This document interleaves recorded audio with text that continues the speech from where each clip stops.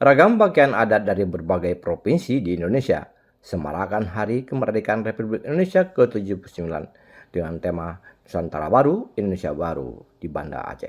Pawai HUT kemerdekaan yang diikuti oleh ribuan pelajar di Banda Aceh dari sekolah dasar hingga sekolah menengah atas dimulai dari Taman Ratu Safiatuddin, melintasi Jalan Teguhnya Arif, Jalan Teguh Muhammad Daud Bre, dan kembali ke Taman Ratu Safiatuddin itu menempuh jarak sekitar 5 km.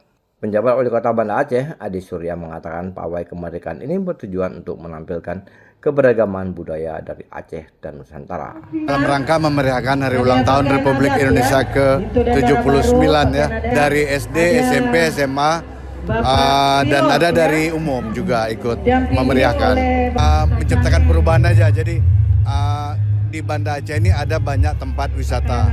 Jadi kita rotasi agar selain juga untuk menunjukkan keberagaman budaya, tapi menunjukkan tempat-tempat yang berbeda di kota Banda Aceh. Biasanya kan di Belang Padang, kali ini kita di Taman Ratu Safiatuddin ada keberagaman, ya kan? Ada berbagai budaya, tidak hanya di Aceh. Tapi dengan adanya keberagaman itu membuat kita satu, dan keberagaman itu membuat kita indah, itu menjadi ciri negara Indonesia. Kemeriahan pawai adat budaya yang digelar membuat masyarakat antusias untuk menyaksikan ragam busana yang digunakan peserta pawai. Dari Banda Aceh, Lelah Nurmala melaporkan untuk Puja TV Aceh.